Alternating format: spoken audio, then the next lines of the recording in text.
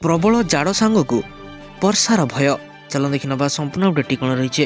বঙ্গোপসাগরে সৃষ্টি লঘুচাপ অবপাতর রূপ নিয়েছে। 24 ঘণ্টার আহরি ঘনীভূত হয়ে গভীর অবপাতর সম্ভাবনা রয়েছে। ওড়িশা উপরে প্রভাব নেই কৌশি সূচনা মিলিনা। লঘুচাপকু নেই পাণিপাগ বিশেষজ্ঞ শরৎ সাহু সূচনা দিয়েছেন 10 তারিখের স্বল্পর মধ্যম ধরনের বর্ষার আশঙ্কা রয়েছে। উপকূল এবং উত্তর ওড়িশার বর্ষার সম্ভাবনা রয়েছে। উত্তর অভ্যন্তরীণ ওড়িশার কুয়াপথার বর্ষার সম্ভাবনা রয়েছে। 9 তারিখରୁ 12 তারিখ পর্যন্ত শীতর প্রভাব রহিব বলি পাণিপাগ বিশেষজ্ঞ সূচনা দিয়েছেন। চালু দেখিয়া পরবর্তী আপডেট কোণ রয়েছে। ଆଜିଠାରୁ ମଣ୍ଡିରୁ ଉଠିବ ଧାନ। ସରକାରଙ୍କ ପ୍ରତିଶ୍ରୁତି ପରେ ଆନ୍ଦୋଳନରୁ ଓହରିଲା ମିଲର୍ସ ସଂଘ। ତେବେ ଆଜିଠାରୁ ସ୍ୱାଭାବିକ ହେବ ଧାନ ମଣ୍ଡିରୁ ଧାନ ଉଠାଣ। ଏନେଇ ସୂଚନା ଦେଇଛନ୍ତି ମିଲର୍ସ ସଂଘ ସମ୍ପାଦକ ଲକ୍ଷ୍ମୀ ନାରାୟଣ ଦାସ। ସେ କହିଛନ୍ତି 15 ଦିନ ଭିତରେ ସରକାର ଦାବି ପୂରଣ କରିବାକୁ ପ୍ରତିଶ୍ରୁତି ଦେଇଛନ୍ତି। ତେଣୁ ଆମେ ଆନ୍ଦୋଳନରୁ ଓହରିଗଲୁ। ଯଦି 15 ଦିନ ଭିତରେ ଦାବି ପୂରଣ ନ ହେଲା ବୈଠକ କରି ନିଷ୍ପତ୍ତି ନେବୁ। ଆମର ଆଶା ସରକାର ଦାବି ପୂରଣ କରିବେ। 7 ଦିନରେ ବକେୟା ଟଙ୍କା ଦେବା ନେଇ ଚିଠା କରିଛନ୍ତି ବୋଲି ମିଲର୍ସ ସଂଘ ସମ୍ପାଦକ ସୂଚନା ଦେଇଛନ୍ତି। କହି ରଖୁଛୁ କି କାଲି ସକାଳେ ଧାନ ଉଠାଣ ନେଇ ଯୋଗାଣ ମନ୍ତ୍ରୀ କୃଷ୍ଣଚନ୍ଦ୍ର ପାତ୍ର ସୂଚନା ଦେଇଥିଲେ। ମିଲର୍ସ ସଂଘ କିଛି ଦାବିକୁ ମାନିଛନ୍ତି ସରକାର।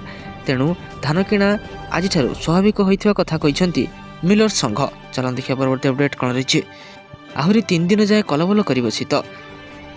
ଜାଡ଼ରେ ଥରୁଛି ସାରା ଓଡ଼ିଶା। ସବୁଠି ପାରଦ ତଳମୁହାଁ। ଝାରସୁଗୁଡ଼ାରେ 72 ବର୍ଷର ରେକର୍ଡ ଭାଙ୍ଗିଛି ଶୀତ। ଝାରସୁଗୁଡ଼ାରେ 5.1 ଡିଗ୍ରୀ ଏବଂ ବାଲେଶ୍ୱରରେ 5.6 ଡିଗ୍ରୀ ରହିଛି ତାପମାତ୍ରା। ସେହିପରି କେନ୍ଦୁଝରରେ 6.4, ଚାନ୍ଦବାଲିରେ 5.6 ଏବଂ ପାରାଦୀପରେ 6.2 ଡିଗ୍ରୀ ରହିଛି ତାପମାତ୍ରା। ଆହୁରି 3 ଦିନ ରାଜ୍ୟରେ କଲବଲ କରିବ ଶୀତ। ରାତିର ତାପମାତ୍ରା 2ରୁ 4 ଡିଗ୍ରୀ ଖସିବା ଆକଳନ କରିଛି ପାଣିପାଗ ବିଜ୍ଞାନ କେନ୍ଦ୍ର। ଖାଲି ଶୀତ ନୁହେଁ, କୁହୁଡ଼ି ବି କଲବଲ କରୁଛି। ସକାଳ ଏବଂ ସନ୍ଧ୍ୟା ସମୟରେ ଘନ କୁହୁଡ଼ି ଯୋଗୁଁ ଦୃଶ୍ୟତାମାନ କମ୍ ରହୁଛି। ତେଣୁ ଗାଡ଼ି ଚାଳକଙ୍କୁ ସତର୍କତା ରହିବାକୁ ଅନୁରୋଧ କରାଯାଇଛି। ଚାଲନ୍ତୁ ଦେଖିବା ପରବର୍ତ୍ତୀ ଅପଡେଟ୍ କ'ଣ ରହିଛି। ପିଏମ୍ କିଷାନ ଟଙ୍କାକୁ ନେଇ ଆସିଲା ଖୁସି ଖବର। ଏହି ଦିନ ଆସିବ କିଷାନ ଟଙ୍କା। ଚାଲନ୍ତୁ ଦେଖି ନେବା ସମ୍ପୂର୍ଣ୍ଣ ଅପଡେଟ୍ଟି କ'ଣ ରହିଛି। ତେବେ ପିଏମ୍ କିଷାନ ଯୋଜନାରେ ଦେଶର ସମସ୍ତ ଚାଷୀଙ୍କୁ 21ତମ କିସ୍ତି ମିଳିସାରିଥିବା ବେଳେ 22ତମ କିସ୍ତି ଟଙ୍କା କେବେ ମିଳିବ ସେ ନେଇ ଚାତକ ପରି ଚାହିଁ ରହିଛନ୍ତି କୃଷକମାନେ। ଚଳିତ ମାସ ଜାନୁଆରୀରୁ ମାର୍ଚ୍ଚ ଶେଷ ସପ୍ତାହ ବେଳକୁ 22ତମ କିସ୍ତି ଟଙ୍କା ଚାଷୀଙ୍କ ଆକାଉଣ୍ଟକୁ ଯାଇପାରେ ବୋଲି ଗଣମାଧ୍ୟମ ରିପୋର୍ଟ କୁହାଯାଇଛି। ହେଲେ ସରକାରଙ୍କ ତରଫରୁ ଏନେଇ କୌଣସି ନିର୍ଦ୍ଦିଷ୍ଟ ତାରିଖ ଘୋଷଣା କରାଯାଇ ନାହିଁ। ଏହି ଯୋଜନାରେ ବର୍ଷକୁ ଚାଷୀଙ୍କୁ 6,000 ଟଙ୍କା ଆର୍ଥିକ ସହାୟତା ମିଳିଥାଏ, ଯାହା ହିତାଧିକାରୀଙ୍କ ଆକାଉଣ୍ଟକୁ ସିଧାସଳଖ ଡିବିଟି ମାଧ୍ୟମରେ ହିତାଧିକାରୀଙ୍କ ଆକାଉଣ୍ଟକୁ ପଠାଯାଇଥାଏ। ଏହି ଯୋଜନାର ଲାଭ ଉଠାଇବା ପାଇଁ ଚାଷୀମାନଙ୍କୁ ଠିକ୍ ସମୟ ସୀମା ମଧ୍ୟରେ ଇକେୱାଇସି ଅପଡେଟ୍, ଆଧାର ଲିଙ୍କ ସହ ବ୍ୟାଙ୍କ ଆକାଉଣ୍ଟ ଲିଙ୍କ ହୋଇଥିବା ଆବଶ୍ୟକ। ନଚେତ ହିତାଧିକାରୀଙ୍କ ଆକାଉଣ୍ଟକୁ ଟଙ୍କା ଆସିବାରେ ସମସ୍ୟା ଦେଖାଯାଇଥାଏ। ଗତ ବର୍ଷ ଫେବୃଆରୀରେ ହିଁ ସରକାର ହିତାଧିକାରୀଙ୍କ ଆକାଉଣ୍ଟକୁ ପଠାଇଥିଲେ ଟଙ୍କା। ଯଦି ହିତାଧିକାରୀମାନେ ପ୍ରଧାନମନ୍ତ୍ରୀ କିଷାନ ସମ୍ମାନ ନିଧି ଯୋଜନାରେ କୌଣସି ସୂଚନା ଜାଣିବା ପାଇଁ ଆଗ୍ରହୀ ତେବେ kisan.jp.in ୱେବସାଇଟ୍କୁ ଭିଜିଟ୍ କରିପାରିବେ ଏବଂ ଚାଷୀମାନେ କିଷାନ ଇ ମିତ୍ର ଚାଟବୋଟ୍ ବ୍ୟବହାର କରି କିସ୍ତି ସମ୍ପର୍କିତ ସମସ୍ତ ତଥ୍ୟ ମଧ୍ୟ ପାଇପାରିବେ। ଚାଲନ୍ତୁ ଦେଖିବା ପରବର୍ତ୍ତୀ ଅପଡେଟ୍ କ'ଣ ରହିଛି। ଡାକ ବିଭାଗରେ ପ୍ରକାଶ ପାଇଲା ନିଯୁକ୍ତି ବିଜ୍ଞପ୍ତି। ଭାରତୀୟ ଡାକ ବିଭାଗ ପୋଷ୍ଟ କାର୍ ଡ୍ରାଇଭର ପଦରେ ନିଯୁକ୍ତି ପାଇଁ ଏକ ସରକାରୀ ବିଜ୍ଞପ୍ତି ପ୍ରକାଶ ପାଇଛି। ଏ ନିଯୁକ୍ତି ମେଲ୍ ମୋଟର ସେବା ଅଧୀନରେ କରାଯାଉଛି। ଯୋଗ୍ୟ ପ୍ରାର୍ଥୀମାନଙ୍କୁ ସରକାରୀ ଚାକିରି ଏବଂ ଆକର୍ଷଣୀୟ ଦରମା ପାଇବାର ସୁଯୋଗ ପ୍ରଦାନ କରୁଛି। ନିଯୁକ୍ତି ମାଧ୍ୟମରେ ମୋଟ 48ଟି ପଦବୀ ପୂରଣ କରାଯିବ। ଏହି ପଦବୀକୁ ଷ୍ଟାଫ୍ କାର୍ ଡ୍ରାଇଭର କୁହାଯାଏ। ମନୋନୀତ ପ୍ରାର୍ଥୀଙ୍କୁ ଯୋଗ୍ୟତା, ଡ୍ରାଇଭିଂ ଅଭିଜ୍ଞତା ଏବଂ ବିଭାଗୀୟ ମାନଦଣ୍ଡ ଆଧାରରେ ଚୟନ କରାଯିବ। ଏ ନିଯୁକ୍ତି ପାଇଁ ପ୍ରାର୍ଥୀମାନେ 10ମ ଶ୍ରେଣୀ ପାସ୍ କରିଥିବା ଆବଶ୍ୟକ। ଏସହିତ ସେମାନଙ୍କର ଏକ ବୈଧ ଡ୍ରାଇଭିଂ ଲାଇସେନ୍ସ ଥିବା ମଧ୍ୟ ଦରକାର। ଏ ନିଯୁକ୍ତି ପାଇଁ ପ୍ରାର୍ଥୀଙ୍କର ବୟସ 18ରୁ 27 ବର୍ଷ ମଧ୍ୟରେ ହେବା ଆବଶ୍ୟକ। ସରକାରୀ ନିୟମ ଅନୁଯାୟୀ ସଂରକ୍ଷିତ ବର୍ଗ ପ୍ରାର୍ଥୀଙ୍କ ପାଇଁ ବୟସ ଛାଡ଼ ସୁବିଧା ପ୍ରଦାନ କରାଯିବ। ନିର୍ବାଚନ ପ୍ରକ୍ରିୟା ସମାପ୍ତ ହେବା ପରେ ମନୋନୀତ ପ୍ରାର୍ଥୀମାନେ 7ମ ବେତନ କମିଶନ ଅନୁଯାୟୀ ସ୍ତର 2 ଅଧୀନରେ 19,900 ଟଙ୍କା ମାସିକ ଦରମା ପାଇପାରିବେ। ଅଧିକ ଜାଣିବା ପାଇଁ ଆପଣମାନେ ଏହାର ଅଫିସିଆଲ ୱେବସାଇଟ୍ indiapost.gov.in ଯାଇ ସମସ୍ତ ତଥ୍ୟକୁ ଜାଣିପାରିବେ। ଚାଲନ୍ତୁ ଦେଖିବା ପରବର୍ତ୍ତୀ ଅପଡେଟ୍ କ'ଣ ରହିଛି। ଆକାଉଣ୍ଟକୁ ଆସିବ 46,715 ଟଙ୍କା। ସମସ୍ତଙ୍କୁ ଆସୁଛି ମେସେଜ। ତ ଚାଲନ୍ତୁ ଜାଣିନେବା ଏହି ମେସେଜ ପଛରେ ସତ୍ୟତା କ'ଣ ରହିଛି। ଆଜିକାଲି ସୋସିଆଲ ମିଡ଼ିଆରେ ଏକ ମେସେଜ ଭାଇରାଲ ହେବାରେ ଲାଗିଛି, ଯେଉଁଥିରେ ଦାବି କରାଯାଉଛି ଯେ ସରକାର ପ୍ରତ୍ୟେକ ନାଗରିକଙ୍କ ଆକାଉଣ୍ଟରେ 46,715 ଟଙ୍କା ଜମା କରୁଛନ୍ତି। ଭାଇରାଲ ମେସେଜରେ ଏହା ମଧ୍ୟ ଦାବି କରାଯାଇଛି ଯେ ଦେଶର ଆର୍ଥିକ ସଙ୍କଟ ଦୂର କରିବା ପାଇଁ ସରକାର ଏ ପଦକ୍ଷେପ ନେଉଛନ୍ତି। କିନ୍ତୁ ନାଗରିକମାନଙ୍କୁ ସରକାର ଅପିଲ କରୁଛନ୍ତି ଯେ ସୋସିଆଲ ମିଡ଼ିଆରେ ଭାଇରାଲ ହେଉଥିବା ଏପରି କୌଣସି ମେସେଜ ଉପରେ ବିଶ୍ୱାସ ନ କରିବାକୁ ଏବଂ ସରକାରୀ ପୋର୍ଟାଲ ପରିଦର୍ଶନ କରି ସତ୍ୟତା ଯାଞ୍ଚ କରିବାକୁ ସରକାର ଲୋକମାନଙ୍କୁ ଅନୁରୋଧ କରିଛନ୍ତି। ନାଗରିକଙ୍କ ସୁରକ୍ଷା ପାଇଁ ସେମାନେ ଗୁରୁତ୍ୱପୂର୍ଣ୍ଣ ସୂଚନା ଯେପରିକି ବ୍ୟାଙ୍କ ବିବରଣୀ କିମ୍ବା ଏପରି ସନ୍ଦିଗ୍ଧ ଲିଙ୍କରେ ବ୍ୟକ୍ତିଗତ ବିବରଣୀ ସେୟାର କରିବାରୁ ଦୂରେ ରହିବା ଉଚିତ ବୋଲି ସରକାର ସୂଚନା ଦେଉଛନ୍ତି। ଏପରି ନକଲି ମେସେଜ କିମ୍ବା ଭିଡ଼ିଓକୁ ଫରୱାର୍ଡ କରିବା ପରିବର୍ତ୍ତେ ସେଗୁଡ଼ିକ ସାଇବର ସେଲ୍ କିମ୍ବା PIB ଫ୍ୟାକ୍ଟ ଚେକ୍କୁ ରିପୋର୍ଟ କରିବା ଉଚିତ। ସାଇବର ଠକମାନେ ଠକେଇ କରିବା ପାଇଁ ପ୍ରତିଦିନ ନୂଆ ନୂଆ କୌଶଳ ଆପଣାଉଛନ୍ତି ଏବଂ ଫିସିଂ ହେଉଛି ଏପରି ଏକ ପଦ୍ଧତି। ନିଜକୁ ସୁରକ୍ଷିତ କରିବା ପାଇଁ କୌଣସି ଅଜଣା ଲିଙ୍କରେ କ୍ଲିକ୍ କରିବା ପୂର୍ବରୁ ଦୁଇଥର ଭାବନ୍ତୁ। ବ୍ୟାଙ୍କ ବିବରଣୀ, OTP କିମ୍ବା CVV ପରି ଗୁରୁତ୍ୱପୂର୍ଣ୍ଣ ସୂଚନା କାହା ସହିତ ସେୟାର କରନ୍ତୁ ନାହିଁ। ଚାଲ ଦେଖିବା ପରବର୍ତ୍ତୀ ଅପଡେଟ୍ କ'ଣ ରହିଛି। ଏପ୍ରିଲ ପାଖରୁ ଓଡ଼ିଶାରେ ଜନଗଣନା ପ୍ରସ୍ତୁତି ଚୂଡ଼ାନ୍ତ ବ୍ଲୁପ୍ରିଣ୍ଟ ମଧ୍ୟ ପ୍ରସ୍ତୁତି ରହିଛି। ରାଜ୍ୟର ଜନସଂଖ୍ୟା କେତେ ତାହା ଉପରେ ହିସାବ କିତାବ ହେବ। ଏପ୍ରିଲ ମାସରୁ ଓଡ଼ିଶାରେ ଜନଗଣନା ପାଇଁ ନିଷ୍ପତ୍ତି ନିଆଯାଇଛି। ସମଗ୍ର ଦେଶ ସହ ମାର୍ଚ୍ଚ 2027ରୁ ହେବ ଦ୍ୱିତୀୟ ପର୍ଯ୍ୟାୟ ଜନଗଣନା। ଏହା ପୂର୍ବରୁ 2011 ମସିହାରେ ଶେଷଥର ପାଇଁ ହୋଇଥିଲା ଜନଗଣନା। କରୋନା ପାଇଁ 2011 ଜନଗଣନା ସ୍ଥଗିତ ରହିଥିଲା। ଜନଗଣନା ପାଇଁ ବାଜୁଛି ବିଗୁଲ। ଓଡ଼ିଶାରେ 2ଟି ପର୍ଯ୍ୟାୟରେ ହେବ ଜନଗଣନା। ଚଳିତ ବର୍ଷ ଏପ୍ରିଲରେ ପ୍ରଥମ ପର୍ଯ୍ୟାୟ ଏବଂ 2027 ଫେବୃଆରୀରେ ଦ୍ୱିତୀୟ ପର୍ଯ୍ୟାୟ ଜନଗଣନା ହେବ। ଚୂଡ଼ାନ୍ତ ପ୍ରସ୍ତୁତି ପର୍ବରେ ମୋହର ବାଜିବା ପୂର୍ବରୁ ସବୁ ଜିଲ୍ଲାପାଳଙ୍କ ସହ ଆଲୋଚନା କରିଛନ୍ତି ଉନ୍ନୟନ କମିଶନର। ଜନଗଣନା ପ୍ରସ୍ତୁତି ପ୍ରଥମ ପର୍ଯ୍ୟାୟରେ ଘର ଏବଂ ଆସବାବପତ୍ର ମାର୍କ କରାଯିବ। ଦ୍ୱିତୀୟ ପର୍ଯ୍ୟାୟରେ ଘରକୁ ଘର ହେବ ଜନଗଣନା। 2027 ଫେବୃଆରୀ 1ରୁ ପୁରା ଦେଶରେ ହେବ ଜନଗଣନା। ୱେବସାଇଟ୍ରେ ମଧ୍ୟ ଲୋକ ନିଜେ ନିଜର ତଥ୍ୟ ଦେଇପାରିବେ। ଜନଗଣନାର 90% କାମ ଅନଲାଇନ୍ରେ ହିଁ କରାଯିବ। ଚାଲ ଦେଖିବା ପରବର୍ତ୍ତୀ ଅପଡେଟ୍ କ'ଣ ରହିଛି। ଭାରତ ତିଆରି କରୁଛି ପଞ୍ଚମ ପିଢ଼ିର ଫାଇଟର ଜେଟ୍। ଆମେରିକା ଭେନେଜୁଏଲାର ରାଷ୍ଟ୍ରପତି ନିକୋଲାସ ମଦୁରୋଙ୍କୁ ଗିରଫ କରିବା ପରେ ୱାଶିଂଟନର ଏକ ପଦକ୍ଷେପ ସାରା ବିଶ୍ୱକୁ ଦୋହଲାଇ ଦେଇଛି। ଖାସ୍ କରି ଆମେରିକା ଏହି ପଦକ୍ଷେପ ଭାରତକୁ ଏନେଇ ଆଗୁଆ ଚିନ୍ତା କରିବାକୁ ବାଧ୍ୟ କରିଛି। ତେବେ ଏହାରି ଭିତରେ ଭାରତ ପ୍ରତିରକ୍ଷା ବ୍ୟବସ୍ଥାକୁ ସୁଦୃଢ଼ କରିବା ଆରମ୍ଭ କରିଛି ଏବଂ ବର୍ତ୍ତମାନ ପଞ୍ଚମ ପିଢ଼ିର ଲଢୁଆ ବିମାନ ବିକାଶ ଦିଗରେ ଗୁରୁତ୍ୱପୂର୍ଣ୍ଣ ପଦକ୍ଷେପ ନେଉଛି।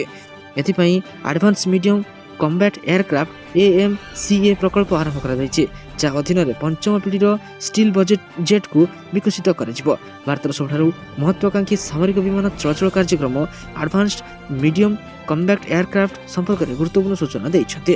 DRDOର ମୁଖ୍ୟ ଡକ୍ଟର ସମୀର V କାମତ ନିଶ୍ଚିତ କରିଛନ୍ତି ଯେ ଦେଶର ସ୍ୱଦେଶୀ ପଞ୍ଚମ ପିଢ଼ିର ଲଢୁଆ ବିମାନ ଆଡଭାନ୍ସ ମିଡିୟମ କମ୍ବାଟ୍ ଏୟାରକ୍ରାଫ୍ଟ ନିର୍ଦ୍ଧାରିତ ସମୟ ପୂର୍ବରୁ ଆଗୁଆ ହେଉଛି। ଚାଲ ଦେଖିବା ପରବର୍ତ୍ତୀ ଅପଡେଟ୍ କ'ଣ ରହିଛି। ବଦଳିବ ଭୁବନେଶ୍ୱର ପୁରୀ NH ରାସ୍ତା, ହେବ 6 ବା 8 ଲେନ୍ ରୋଡ୍। କେନ୍ଦ୍ର ପରିବହନ ମନ୍ତ୍ରାଳୟରୁ ମିଳୁଛି ମଞ୍ଜୁରୀ। ମୁଖ୍ୟମନ୍ତ୍ରୀ ମୋହନ ଚରଣ ମାଝୀ ଏନେଇ କେନ୍ଦ୍ର ପରିବହନ ମନ୍ତ୍ରୀଙ୍କୁ ଚିଠି ଲେଖିଥିଲେ। ତେବେ ଏହା ମଞ୍ଜୁରୀ ହେବା ପରେ DPR ପ୍ରସ୍ତୁତି କାମ ଆରମ୍ଭ ହୋଇଛି। 6 ମାସ ପରେ DPR ସଚିବ ଏବଂ ତାପରେ ଟେଣ୍ଡର ଡକାଯିବ। ଟେଣ୍ଡର ଡକାହେବା 1.5 ବର୍ଷ ମଧ୍ୟରେ କାମ ସରିବ ବୋଲି ସୂଚନା ଦେଇଛନ୍ତି NHAI କର୍ତ୍ତୃପକ୍ଷ। ଏହି ଲେନ୍କୁ ଆମ୍ବୁଲାନ୍ସ କଣ୍ଟ୍ରୋଲ ଲେନ୍ କରାଯିବ। ମନ ଇଚ୍ଛା ଆଉ ଲୋକେ NHକୁ ପ୍ରବେଶ କରିବେ ନାହିଁ। ପ୍ରବେଶ ପାଇଁ 4ରୁ 5ଟି ସ୍ଥାନ ରହିବ। ରାଜ୍ୟ ସରକାରଙ୍କ ସହ ଆଲୋଚନା କରି ଆକ୍ସେସ୍ ପଏଣ୍ଟ କରିବୁ ବୋଲି ସୂଚନା ଦେଲେ NHAI ଜେନେରାଲ ଅଧିକାରୀ ପରେନ୍ଦ୍ର ସିଂ। ଚାଲ ଦେଖିବା ପରବର୍ତ୍ତୀ ଅପଡେଟ୍ କ'ଣ ରହିଛି। ରାଜ୍ୟ ସରକାରଙ୍କ ବଡ଼ ନିଷ୍ପତ୍ତି, ଜାନୁଆରୀ 10 ପର୍ଯ୍ୟନ୍ତ ସବୁ ସ୍କୁଲ ବନ୍ଦ। ଶୀତ ଯୋଗୁଁ ରାଜ୍ୟ ସରକାର ଜାନୁଆରୀ 10 ପର୍ଯ୍ୟନ୍ତ ସ୍କୁଲ ବନ୍ଦ ଘୋଷଣା କରିଛନ୍ତି।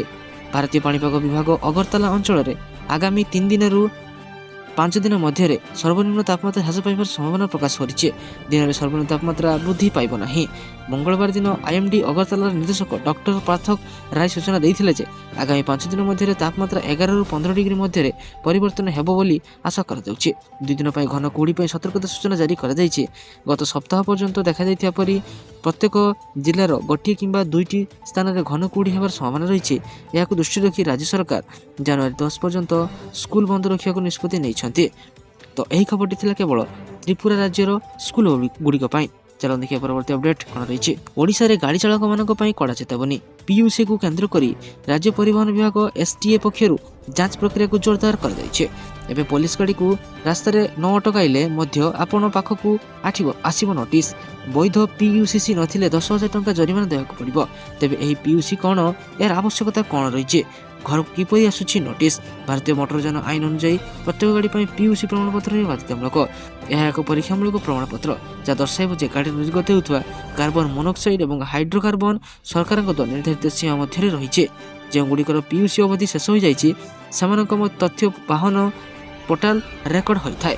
ଚାଲନ୍ତୁ ଦେଖିବା ପରବର୍ତ୍ତୀ ଅପଡେଟ୍ କ'ଣ ରହିଛି। ଓଡ଼ିଶା ବିକାଶ ପାଇଁ ରାଜ୍ୟ ସରକାରଙ୍କ ରୋଡମ୍ୟାପ୍। ଜୁନ୍ ସୁଦ୍ଧା 65,000 ସରକାରୀ ପଦବୀ ପୂରଣ କରିବାକୁ ନିର୍ଦ୍ଦେଶ। ମୁଖ୍ୟମନ୍ତ୍ରୀଙ୍କ 15 ସୂତ୍ରୀ ନିର୍ଦ୍ଦେଶକୁ କଡ଼ାକଡ଼ି ଭାବେ ପାଳନ କରିବାକୁ ମୁଖ୍ୟ ଶାସନ ସଚିବ ଅନୁ ଗର୍ଗ ସମସ୍ତ ବିଭାଗୀୟ ସଚିବଙ୍କୁ ନିର୍ଦ୍ଦେଶ ଦେଇଛନ୍ତି। 15 ସୂତ୍ରୀ ନିର୍ଦ୍ଦେଶ ପାଳନ ନେଇ ବିଭାଗୀୟ ସଚିବ କ'ଣ ସବୁ ଯୋଜନା କରିଛନ୍ତି ସେ ନେଇ ରିପୋର୍ଟ ଦେବାକୁ କହିଛନ୍ତି ଅନୁ ଗର୍ଗ। ଓଡ଼ିଶା ସରକାରଙ୍କ ବିଭିନ୍ନ ବିଭାଗର ସଚିବମାନଙ୍କୁ ନେଇ ଗତ ଜାନୁଆରୀ 1 ତାରିଖରେ ଏକ ଗୁରୁତ୍ୱପୂର୍ଣ୍ଣ ବୈଠକ ମୁଖ୍ୟ ଶାସନ ସଚିବଙ୍କ ଅଧ୍ୟକ୍ଷତାରେ ଅନୁଷ୍ଠିତ ହୋଇଥିଲା। ଲୋକସେବା ଭବନରେ ଅନୁଷ୍ଠିତ ଏହି ବୈଠକରେ ରାଜ୍ୟର ଅର୍ଥନୈତିକ ପ୍ରଗତି ଏବଂ ପ୍ରଶାସନିକ ସଂସ୍କାର ପାଇଁ ମୁଖ୍ୟମନ୍ତ୍ରୀଙ୍କ 15 ସୂତ୍ରୀ ନିର୍ଦ୍ଦେଶକୁ କାର୍ଯ୍ୟକାରୀ କରିବା ଉପରେ ଗୁରୁତ୍ୱ ଦିଆଯାଇଥିଲା। ନିଯୁକ୍ତି ଏବଂ ପ୍ରଶାସନିକ ସଂସ୍କାର, ଅର୍ଥନୈତିକ ଲକ୍ଷ୍ୟ ଏବଂ ଭିତ୍ତିଭୂମି ବିକାଶ, ସରକାରୀ କାର୍ଯ୍ୟରେ ଓଡ଼ିଆ ଭାଷାର ବ୍ୟବହାର, ଶିକ୍ଷା ଏବଂ ସ୍ୱାସ୍ଥ୍ୟର ବିକାଶ ନେଇ ଅଣ୍ଟା ଭିଡ଼ିଛନ୍ତି ସରକାର। ଚାଲନ୍ତୁ ଦେଖିବା ପରବର୍ତ୍ତୀ ଅପଡେଟ୍ କ'ଣ ରହିଛି। ଶିଳାନ୍ୟାସ କଲେ ମୁଖ୍ୟମନ୍ତ୍ରୀ, ସବୁ ପଞ୍ଚାୟତରେ ହେବ ଆଦର୍ଶ ପ୍ରାଥମିକ ବିଦ୍ୟାଳୟ। ଖୋର୍ଦ୍ଧା ଜିଲ୍ଲା ବାଣପୁର ମାଟିରୁ ଗୁଣାତ୍ମକ ଶିକ୍ଷାର ଭିତ୍ତିପ୍ରସ୍ତର ସ୍ଥାପନ। ମୁଖ୍ୟମନ୍ତ୍ରୀ ମୋହନ ଚରଣ ମାଝୀ ଗଦାବରୀଶ ମିଶ୍ର ଆଦର୍ଶ ପ୍ରାଥମିକ ବିଦ୍ୟାଳୟର ଭିତ୍ତି ସ୍ଥାପନ କରିଛନ୍ତି। ବାଣପୁରରୁ ପ୍ରାୟ 30 ଜିଲ୍ଲାର 118ଟି ସ୍କୁଲର ଭିତ୍ତିପ୍ରସ୍ତର ପଡ଼ିଛି। ପ୍ରଥମ ପର୍ଯ୍ୟାୟରେ 22ରୁ ବିଦ୍ୟାଳୟକୁ ସୁଦୃଢ଼ କରିବା ପାଇଁ ଖର୍ଚ୍ଚ ହେବ 12,000 କୋଟି ଟଙ୍କା। ଆଗାମୀ 4 ବର୍ଷ ଅର୍ଥାତ୍ 2025-26ରୁ 28-29 ଆର୍ଥିକ ବର୍ଷରେ ସମସ୍ତ କାମ ସାରିବାକୁ ଲକ୍ଷ୍ୟ ରଖାଯାଇଛି। ଏହି ବିଦ୍ୟାଳୟଗୁଡ଼ିକ ଗ୍ରାମ ପଞ୍ଚାୟତରେ ଏପରି ଏକ ଗାଁରେ ସ୍ଥାପିତ କରାଯିବ ଯାହାଠାରେ ଅନ୍ୟ 5 ଏକର ଜମି ଉପଲବ୍ଧ ଥିବ ସହିତ ଗମନାଗମନର ସୁବିଧା ଥିବ। ପଞ୍ଚାୟତର ମଧ୍ୟସ୍ଥଳରେ ଅନ୍ୟ 5 ଏକର ଜମି ଉପଲବ୍ଧ ଥିବା ସର୍ବବୃହତ୍ ଗ୍ରାମକୁ ପ୍ରାଥମିକତା ଦିଆଯିବ। ଦେଖିବା ପରବର୍ତ୍ତୀ ଅପଡେଟ୍ କ'ଣ ରହିଛି। ଇଣ୍ଟରନେଟ୍ର ଅଶ୍ଳୀଳ ଭିଡ଼ିଓ ଦେଖି 2 ଜଣ ଗିରଫ। ସାଲେପୁର ଥାନା ମାତନଗର ଗାଁର ସୈୟଦ ଖାନ୍ ଇଣ୍ଟରନେଟ୍ରୁ ଶିଶୁ ସମ୍ପର୍କିତ ଅଶ୍ଳୀଳ ଭିଡ଼ିଓ ଚାଇଲ୍ଡ ଫୋନ୍ ଡାଉନଲୋଡ୍ କରୁଥିଲେ, ଫୋନ୍ରେ ଦେଖୁଥିଲେ। ଏକାଧିକ ବାର ସେ ଏସବୁକୁ ଅନ୍ୟ ୱେବସାଇଟ୍ରେ ଅପଲୋଡ଼ କରିଥିଲେ। ସେହିପରି ଯାଜପୁର ଜିଲ୍ଲା ମଙ୍ଗଳପୁର ଥାନା ଅନ୍ତର୍ଗତ ଧାନବାଦର ମୁକେଶ ବାରିକ ନିଜ ଫୋନ୍ରେ ସମାନ ଧରଣର ଭିଡ଼ିଓ ଦେଖୁଥିଲେ। ବିଭିନ୍ନ ଟେଲିଗ୍ରାମ ଗ୍ରୁପରୁ ଉକ୍ତ ଭିଡ଼ିଓ ପାଇବା ପରେ ବାରମ୍ବାର ହ୍ୱାଟ୍ସଆପ୍ରେ ଫରୱାର୍ଡ କରୁଥିଲେ। ଭିନ୍ନ ଭିନ୍ନ ସୋସିଆଲ ମିଡ଼ିଆରେ ସାଙ୍ଗସାଥୀମାନଙ୍କୁ ପଠାଉଥିଲେ। ଏବେ ସୈୟଦ ଖାନ୍ ଏବଂ ମୁକେଶ ବାରିକ ଗିରଫ ହୋଇ ଜେଲରେ ଅଛନ୍ତି। ପୋକ୍ସୋ ଆକ୍ଟ ଏବଂ ଆଇଟି ଆକ୍ଟର ସଙ୍ଗୀନ ଧାରାରେ 2 ଦିନରେ ଉଭୟଙ୍କୁ ଗିରଫ କରାଯାଇଛି। ଆଇନ ବିଶେଷଜ୍ଞ କହୁଛନ୍ତି, ପୁଲିସ ପାଖରେ ଯେଉଁ ଠୋସ୍ ତଥ୍ୟ ପ୍ରମାଣ ରହିଛି ଏଥିରେ ପ୍ରାୟ ଉଭୟ 5ରୁ 7 ବର୍ଷ ପର୍ଯ୍ୟନ୍ତ ଜେଲ ଦଣ୍ଡ ପାଇପାରନ୍ତି। ସହଜରେ ଜାମିନ ମିଳିବା ଅତ୍ୟନ୍ତ କଷ୍ଟକର। ଚାଲନ୍ତୁ ଦେଖିବା ପରବର୍ତ୍ତୀ ଅପଡେଟ୍ କ'ଣ ରହିଛି। ଦୁଗ୍ଧ ଉତ୍ପାଦନ ବଢ଼ାଉଛି କାମଧେନୁ ଯୋଜନା। ରାଜ୍ୟର ଦୁଗ୍ଧ ଉତ୍ପାଦନ ବୃଦ୍ଧି ନେଇ ସରକାର ହାତକୁ ନେଇଥିଲେ ମୁଖ୍ୟମନ୍ତ୍ରୀ କାମଧେନୁ ଯୋଜନା MKY। ଗତ ବର୍ଷ ଫେବୃଆରୀରୁ ଏହି ଯୋଜନା ରାଜ୍ୟରେ କାର୍ଯ୍ୟକାରୀ କରୁଛି। ବାଲେଶ୍ୱର ଜିଲ୍ଲାରେ ଏହି ଯୋଜନାକୁ ଆଶାନୁରୂପ ସଫଳତା ମିଳିଛି। ଜିଲ୍ଲାର ଦୁଗ୍ଧ ଉତ୍ପାଦନ ବୃଦ୍ଧିରେ ସହାୟକ ହୋଇଛି। ତେବେ ଏହି ଯୋଜନାକୁ ଅଧିକ ଲୋକାଭିମୁଖୀ ସହ ଦୁଗ୍ଧ ଚାଷୀଙ୍କ ଠାରୁ ସିଧାସଳଖ ଦୁଗ୍ଧ କ୍ରୟ କରିବାକୁ ଦାବି ହେଉଛି। ଅନ୍ୟ ରାଜ୍ୟ ଭଳି ଓଡ଼ିଶାରେ ଦୁଗ୍ଧ ଉତ୍ପାଦନ ବୃଦ୍ଧି ପାଇଁ MKYକୁ ରାଜ୍ୟ ସରକାର ଗୁରୁତ୍ୱ ଦେଉଛନ୍ତି। ଏହି ଯୋଜନାରେ ମୁଖ୍ୟତଃ ଗାଈ ମଇଁଷି ପାଳନ ସହ ଘାସ ଚାଷ, ଉନ୍ନତ ପ୍ରଜାତିର ଗାଈ ବାଛୁରୀ ଛଡ଼ା ସୃଷ୍ଟି, ଗୋ ସମ୍ପଦ ବୀମା ଯୋଜନା ଉପରେ ଗୁରୁତ୍ୱ ଦିଆଯାଉଛି। ଯୋଜନାରେ ସାମିଲ ହେବା ପାଇଁ ଆବେଦନକାରୀ ଗୋ ସୁଗମ ପୋର୍ଟାଲରେ ନିଜ ନାମ ପଞ୍ଜୀକରଣ କରିପାରିବେ। ଚାଲନ୍ତୁ ଦେଖିବା ପରବର୍ତ୍ତୀ ଅପଡେଟ୍ କ'ଣ ରହିଛି। ଖୋର୍ଦ୍ଧାରେ ବଢ଼ୁଛି ଜଣ୍ଡିସ୍ ପ୍ରକୋପ। ଖୋର୍ଦ୍ଧା PMଶ୍ରୀ ଜବାହର ନବୋଦୟ ବିଦ୍ୟାଳୟରେ ଜଣ୍ଡିସ୍ ଆକ୍ରାନ୍ତ ସଂଖ୍ୟା ବଢ଼ିବାରେ ଲାଗିଛି। ଆଜି ସୁଦ୍ଧା ଆକ୍ରାନ୍ତଙ୍କ ସଂଖ୍ୟା 54ରେ ପହଞ୍ଚି ଯାଇଛି। ଆଉ ଆହୁରି ବଢ଼ିବାର ସମ୍ଭାବନା ରହିଛି। ତେବେ ପାଣି ଏବଂ ବାହାର ଖାଦ୍ୟରୁ ଜଣ୍ଡିସ୍ ଆକ୍ରାନ୍ତ ବଢ଼ୁଛି ବୋଲି ସନ୍ଦେହ କରୁଛନ୍ତି ସ୍ୱାସ୍ଥ୍ୟ ବିଭାଗ। CDMO ଡକ୍ଟର ସଞ୍ଜୟ ରାୟ, ଜନସ୍ୱାସ୍ଥ୍ୟ ବିଭାଗ ଡାକ୍ତର ରଞ୍ଜନ ମିତ୍ର ବିଦ୍ୟାଳୟରେ ପହଞ୍ଚି ସ୍ଥିତି ଅନୁଧ୍ୟାନ କରିବା ସହ ଅଧ୍ୟକ୍ଷଙ୍କ ସହ ଆଲୋଚନା କରିଛନ୍ତି। ଏଥିସହ ରୋଷେଇ ଖାଦ୍ୟ ଗୃହ ବୁଲି ଦେଖିବା ସହ ପିଲାଙ୍କୁ ଦିଆଯାଇଥିବା ଖାଦ୍ୟ ପ୍ରସ୍ତୁତି ଗୃହ, ଖାଦ୍ୟ ସାମଗ୍ରୀ ବୁଲି ଦେଖିଛନ୍ତି। ପରିଷ୍କାର ପରିଚ୍ଛନ୍ନତା ରଖିବା, ଟେଣ୍ଟ, ଗ୍ଲୋଭ୍ସ, ମାସ୍କ, ଆପ୍ରୋନ୍ ପରିଧାନ କରିବାକୁ ପରାମର୍ଶ ଦିଆଯାଇଛି ବୋଲି ଜନସ୍ୱାସ୍ଥ୍ୟ ଅଧିକାରୀ ଡକ୍ଟର ରଞ୍ଜନ ମିତ୍ର ସୂଚନା ଦେଇଛନ୍ତି। ଚାଲନ୍ତୁ ଦେଖିବା ପରବର୍ତ୍ତୀ ଅପଡେଟ୍ କ'ଣ ରହିଛି। ମୁଖ୍ୟ ଶାସନ ସଚିବଙ୍କ ନିର୍ଦ୍ଦେଶ। ରାଜ୍ୟର ସମସ୍ତ ଅଙ୍ଗନବାଡ଼ି କେନ୍ଦ୍ର, ବାଳିକା ବିଦ୍ୟାଳୟ ଏବଂ ମହାବିଦ୍ୟାଳୟରେ ମାର୍ଚ୍ଚ 8 ପୂର୍ବରୁ ଯେପରି ଶୌଚାଳୟ ସୁନିଶ୍ଚିତ ହେବ ସେ ନେଇ ମୁଖ୍ୟ ଶାସନ ସଚିବ ଅନୁ ଗର୍ଗ ସମ୍ପୃକ୍ତ ବିଭାଗୀୟ ସଚିବଙ୍କୁ ନିର୍ଦ୍ଦେଶ ଦେଇଛନ୍ତି। ନୂଆଦିଲ୍ଲୀରେ ଡିସେମ୍ବର 26ରୁ 28 ପର୍ଯ୍ୟନ୍ତ ଅନୁଷ୍ଠିତ ଜାତୀୟ ସ୍ତରୀୟ ମୁଖ୍ୟ ଶାସନ ସଚିବ ସମ୍ମିଳନୀର ନିଷ୍ପତ୍ତିକୁ ନେଇ ମୁଖ୍ୟ ଶାସନ ସଚିବ ଗର୍ଗ 3ଟି ବିଭାଗକୁ ଏହିପରି ନିର୍ଦ୍ଦେଶନାମା ଜାରି କରିଛନ୍ତି। ଚାଲନ୍ତୁ ଦେଖିବା ପରବର୍ତ୍ତୀ ଅପଡେଟ୍ କ'ଣ ରହିଛି। ଆସିବ ଉତ୍ତରପ୍ରଦେଶ SIR ତାଲିକା। ଉତ୍ତରପ୍ରଦେଶ ଭୋଟର ଷ୍ଟାଫ୍ ଲିଷ୍ଟ ଜାରି ହେବ। ଭୋଟର ତାଲିକାରୁ କେତେ ନାଁ ବାଦ୍ ପଡ଼ିଛି ତାଲିକାରୁ ହେବ ସ୍ପଷ୍ଟ। ଏନେଇ ଅପରାହ୍ନ 3ଟା ପ୍ରେସମିଟ୍ କରିବେ ନିର୍ବାଚନ ଆୟୋଗ। ଏଣିକି ୱେବସାଇଟ୍ରେ ନିଜ ନାଁ ଯାଞ୍ଚ କରିବେ ଭୋଟର। ଫେବୃଆରୀ 6 ସୁଦ୍ଧା ଆପତ୍ତି ଅଭିଯୋଗ ଦାଖଲ କରିପାରିବେ ଭୋଟର। ତେବେ 2.89 କୋଟି ମତଦାତାଙ୍କ ନାଁ କଟିଥିବା ସୂଚନା ମିଳିଛି। କମିଶନର ଲକ୍ଷ୍ନୌରେ ଏକ ସାମ୍ବାଦିକ ସମ୍ମିଳନୀ ମାଧ୍ୟମରେ ସମଗ୍ର ପ୍ରକ୍ରିୟା ସହିତ ଜଡ଼ିତ ତଥ୍ୟ ପ୍ରକାଶ କରିବେ। ମୁଖ୍ୟ ନିର୍ବାଚନ ଅଧିକାରୀ ନବଦୀପ ରିନୱା ଭୋଟର ତାଲିକାରେ ହୋଇଥିବା ପରିବର୍ତ୍ତନ ବିଷୟରେ ଗଣମାଧ୍ୟମକୁ ସୂଚନା ଦେବା ପାଇଁ ବ୍ୟକ୍ତିଗତ ଭାବରେ ସମ୍ବୋଧିତ କରିବେ। ଡ୍ରାଫ୍ଟ ଭୋଟର ତାଲିକା ପ୍ରକାଶ ପାଇବା ମାତ୍ରେ ରାଜ୍ୟର ଭୋଟରମାନେ ନିର୍ବାଚନ କମିଶନରଙ୍କ ସରକାରୀ ୱେବସାଇଟ୍ରେ ସେମାନଙ୍କ ନାମ ଦେଖିପାରିବେ। ସାରାଦିନ ଏପରି ବଛା ବଛା ଏବଂ ଗୁରୁତ୍ୱପୂର୍ଣ୍ଣ ଖବର ଜାଣିବା ପାଇଁ ଆମକୁ ସବସ୍କ୍ରାଇବ୍ କରନ୍ତୁ ଏବଂ ଆମ ଭିଡ଼ିଓକୁ ଲାଇକ୍ କରିଦିଅନ୍ତୁ। ଧନ୍ୟବାଦ।